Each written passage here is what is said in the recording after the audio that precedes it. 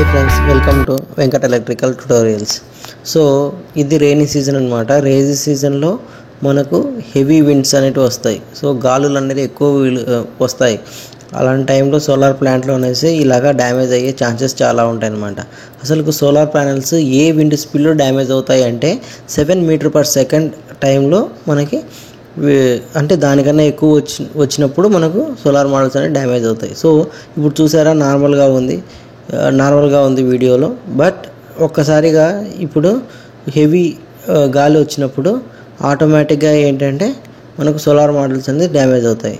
ఇప్పుడు చూసారా, ఇప్పుడు సడన్గా మనకు గాలి అనేది ఒక్కసారిగా వచ్చేసినప్పుడు ఇలాగా డ్యామేజ్ అవుతాయి. ఇదంతా ట్రాకర్ సిస్టమ్ అనమాట. ఇది వన్ ఆఫ్ ది వీడియో అనమాట.